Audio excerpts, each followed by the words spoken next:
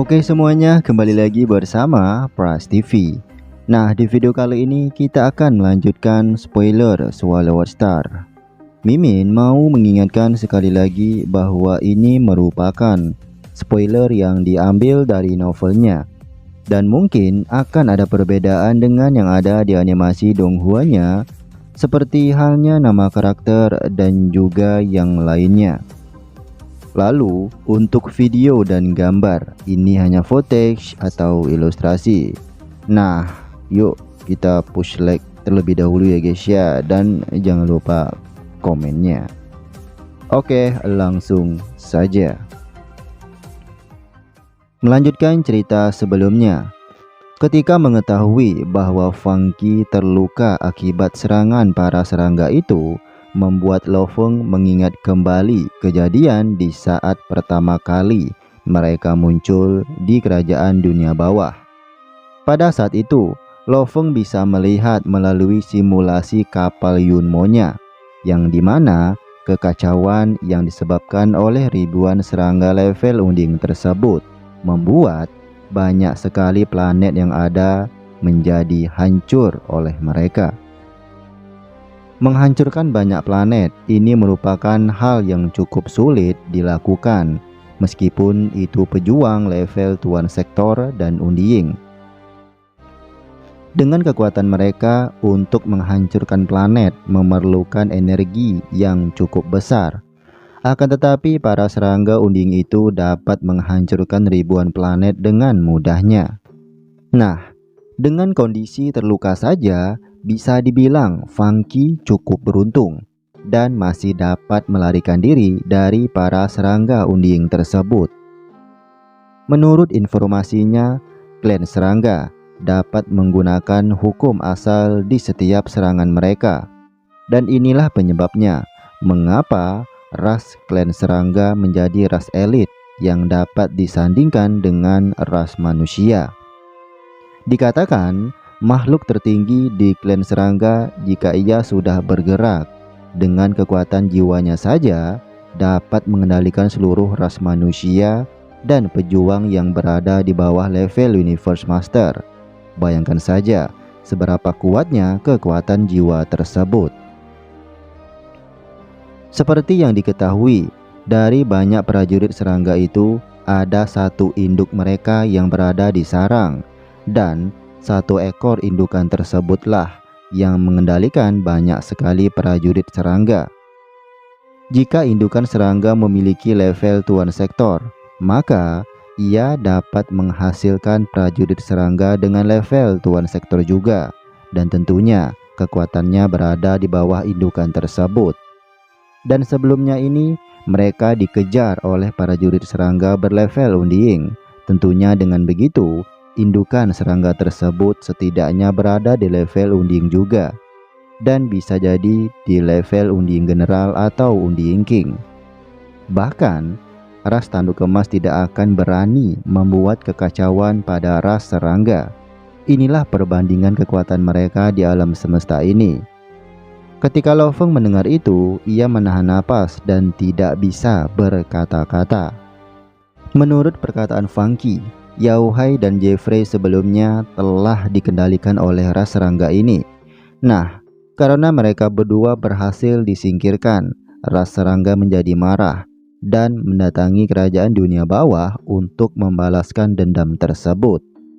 Ketika mendengar itu, Lo Feng berpikir bahwa ras serangga ini benar-benar berani. Funky menjelaskan mengapa mereka berani. Ini disebabkan mungkin sarang indukan serangga ini melakukan teleportasi menggunakan salah satu dunia dewa milik pejuang yang menjadi boneka mereka. Dengan begitu, ketika ada pejuang ras manusia yang berlevel unding emperor atau level universe neck tiba, indukan serangga tersebut akan mengerahkan seluruh prajurit serangganya untuk memblokir pejuang ras manusia itu. Dengan begitu, ia memiliki kesempatan untuk melarikan diri dengan menggunakan dunia dewa sebelumnya. Akan tetapi tidak perlu khawatir, karena setiap pejuang kuat yang ada di perusahaan semesta virtual telah mendandai berbagai tempat dengan dunia dewa mereka.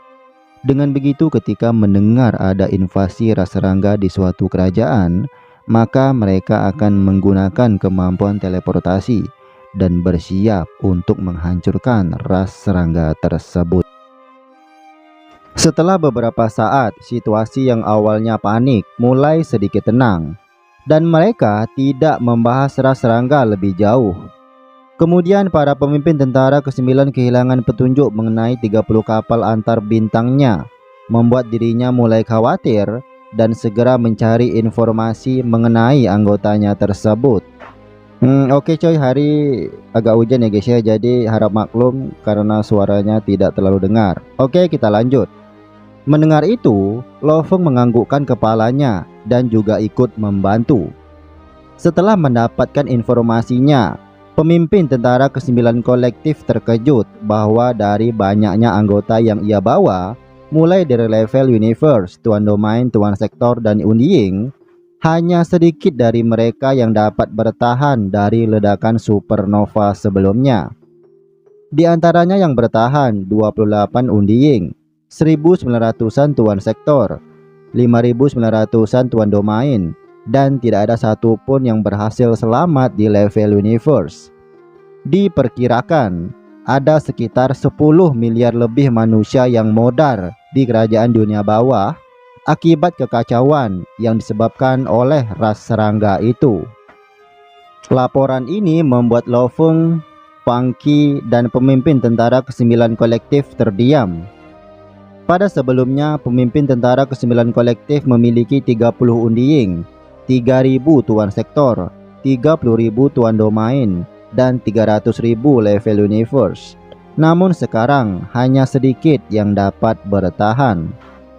Lo Feng terdiam sejenak sambil memikirkan bagaimana kejadian ini terjadi pada bumi, dan ia tidak bisa membayangkannya.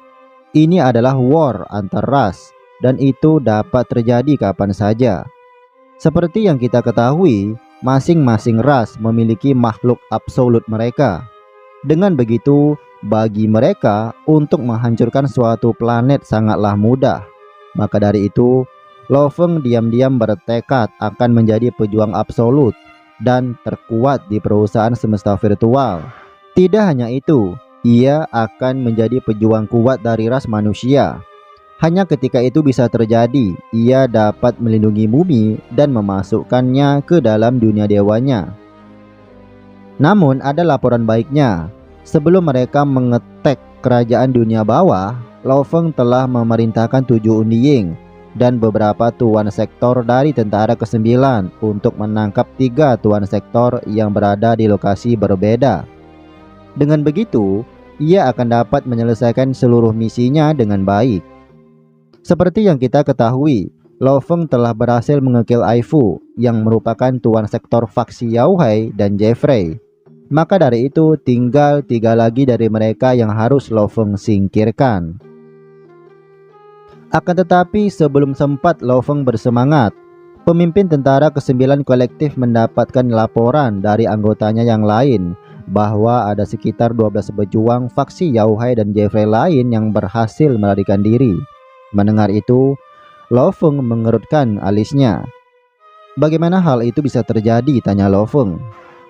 Menurut penjelasan pemimpin tentara ke-9, dari 300-an lebih planet yang terkonfirmasi ada pejuang faksi Yaohai dan Jeffrey, anggota tentara ke-9 gercep untuk berusaha menangkap mereka. Akan tetapi ketika ada kekacauan yang disebabkan oleh ras serangga, membuat situasi menjadi kacau. Ditambah lagi anggota tentara ke-9 hanya dikirim sebanyak 111 saja. Dengan banyaknya penduduk dan pelaku memasuki kapal alam semesta mereka dan berencana melarikan diri, anggota tentara ke-9 tidak dapat melacak mereka. Sehingga dari 39 target, hanya 27 dari mereka yang berhasil di-kill, sedangkan 12 sisanya dapat melarikan diri. Lo Feng mengerutkan alisnya dan segera memerintahkan tentara ke-9 kolektif untuk segera mencari target. Hanya dengan begitu ia dapat berhasil menyelesaikan misinya dengan sempurna.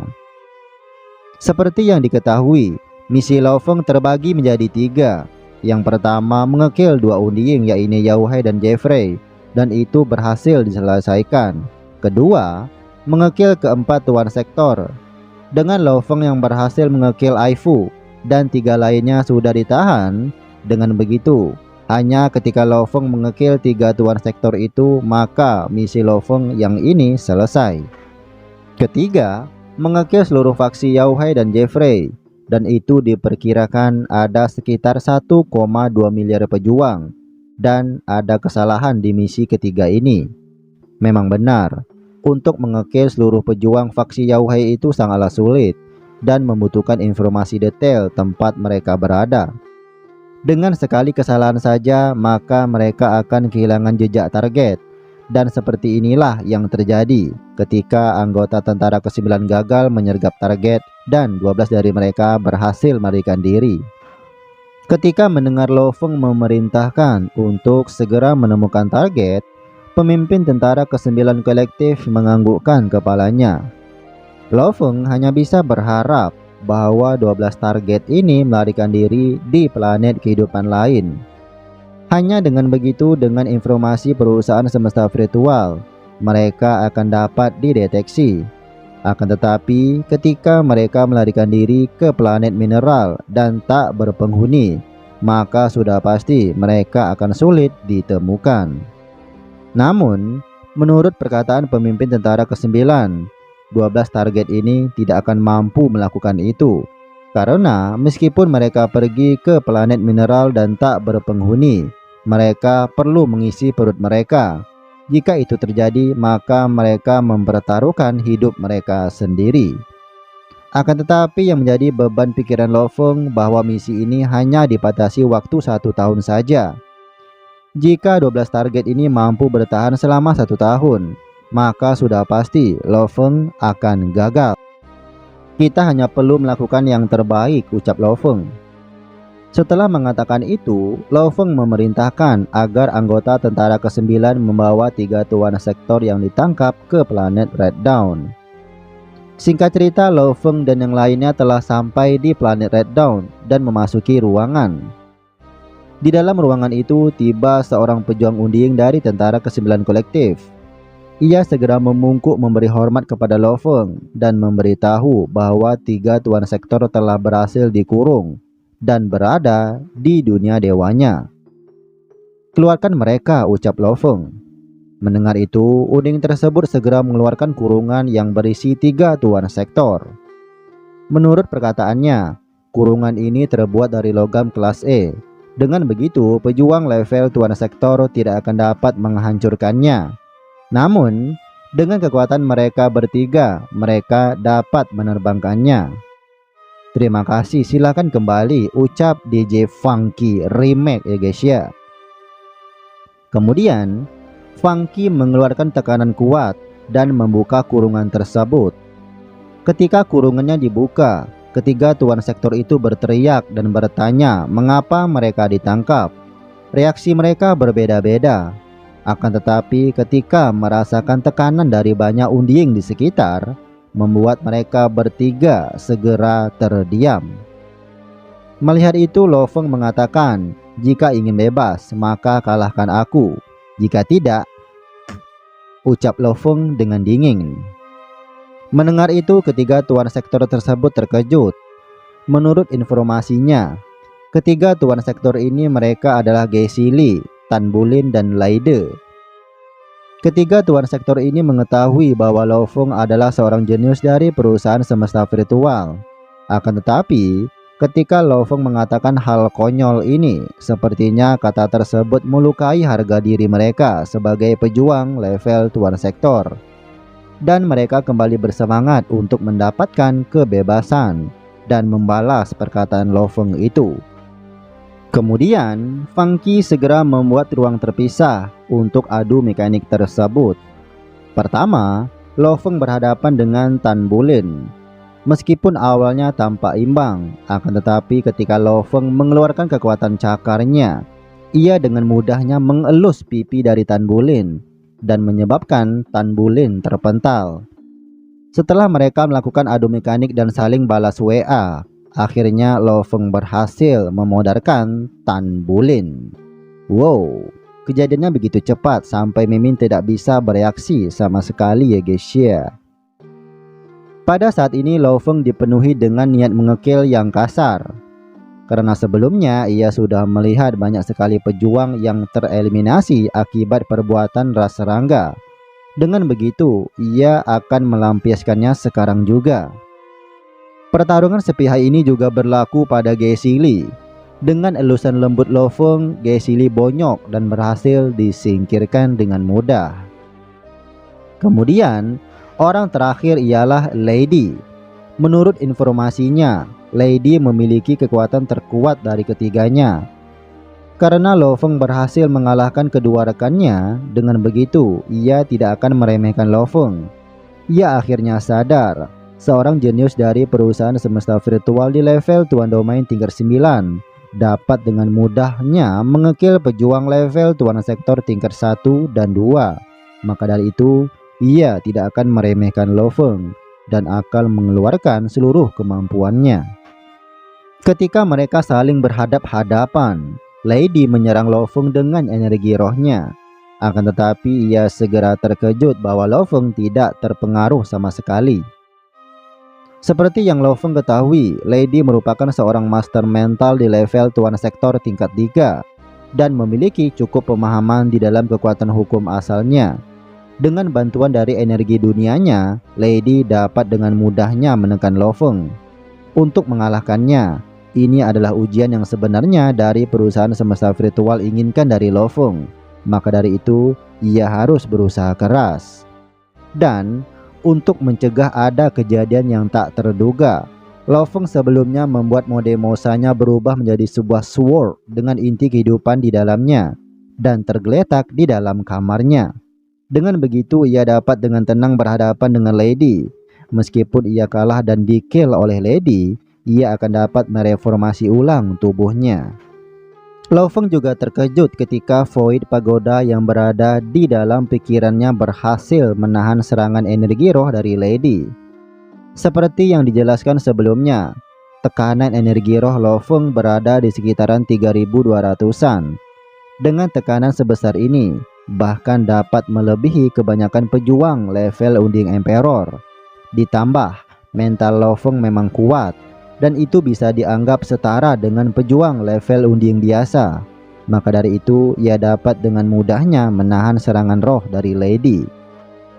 Menurut informasi dari Lo Feng, Void Pagodanya berada di level 4, dan itu sudah sangat mengagumkan dalam melindungi pikirannya.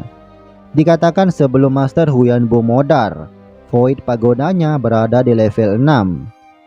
Dengan kekuatan di level 4 itu sudah merupakan puncak bagi pejuang Tuan Sektor untuk mencapainya. Namun, sekarang Lo Feng masih berada di level Tuan Domain, dan mungkin saja Lo Feng akan dengan mudah mencapai level 5 di saat level Tuan Sektornya. Nah, karena Lo Feng merasa bahwa Lady cukup kuat, akhirnya ia mengeluarkan sword turunan dewanya atau Nansen armamennya untuk menghadapi Lady. Di sisi Funky, ia melihat pertarungan Lo Feng versus Lady. Di sana ia melihat bahwa energi dunia milik Lady memenuhi isi ruang pertarungan. Sedangkan Lo Feng, ia mengeluarkan bentuk keenam dari Nansen armamennya, yaitu dunia pedang. Dengan begitu, kedua dunia pedang tersebut bentrok beberapa kali. Funky yang melihat itu, ia benar-benar terkesan dengan Lo Feng karena dapat bersaing dengan Tuan Sektor tingkat 3 seperti Lady. Ditambah Lady merupakan master mental. Jenius manusia benar-benar mengagumkan, ucap Lady bergumam. Ketika mendengar itu, Unding dari skuadron Pagoda Tanduk Emas di sebelahnya menyarankan Funky untuk mengundang Lo Feng ke ras mereka. Dengan begitu, mereka akan membentuk hubungan dekat dengan Lo Feng, karena ia merasa bahwa Lo Feng dapat menjadi pejuang absolut di masa depan. Kemudian, setelah beberapa saat saling mengelus, akhirnya Lo Feng berhasil mengalahkan Lady. Ketika itu terjadi, sudah pasti Lady menjadi seorang Casper ya guys ya. Nah, Yang tidak tahu apa itu Casper, ya seperti arwah gentayangan atau bisa dibilang modar. Di sisi Lovung, ia cukup kewalahan di saat menghadapi Lady, dan ia juga tidak percaya akan mengeluarkan 1200 tekanan energi rohnya. Menurut perhitungan Lovung, pemahaman kekuatan hukum asal Lady berada di level ke-6 jembatan surgawi. Dengan pemahaman Lovung yang melebihi Lady, maka dari itu ia dapat mengalahkannya. Akan tetapi menurut segi kekuatan mutlak, kekuatan Lady berada puluhan kali lebih kuat daripada Lovung. Setelah selesai, Lovung memerintahkan Babata untuk segera mengakhiri siaran langsungnya. Hahaha, Yang Mulia, Anda benar-benar luar biasa, ucap Funky datang mendekat bersamaan dengan yang lainnya. Mendengar itu, Lovung tersenyum. Nah, Kashna yang merupakan pejuang level Tuan Sektor juga, dan murid langsung dari Funky penasaran. Dengan begitu, ia menanyakan bagaimana Lovung memenangkan pertarungan itu. Mendengar itu, Funky awalnya segera menyuruh Kashna untuk diam. Namun, Lovung menjawabnya dengan senyuman, bahwa ketika berhadapan dengan Lady, ia dipaksa menggunakan setengah kekuatannya. Mendengar kata setengah membuat Kashna terkejut. Tidak hanya Kashna, bahkan Dylan, Funky, dan yang lainnya juga terkejut. Itu memang benar, Lovung hanya menggunakan sword turunan dewa atau Nansen armamennya saja, dan belum mengeluarkan mode tanduk emas, mode Mosa atau Demon Killernya, kekuatan armor kontak awan, dan masih banyak lagi kartu as yang Lovung belum keluarkan. Kata setengah itu bukanlah omong kosong belaka. Kemudian mereka menikmati hidangan yang telah disiapkan sebelumnya. Di situ Lovung mengucapkan terima kasih kepada semuanya karena telah berusaha semaksimal mungkin dalam menyelesaikan misi ini.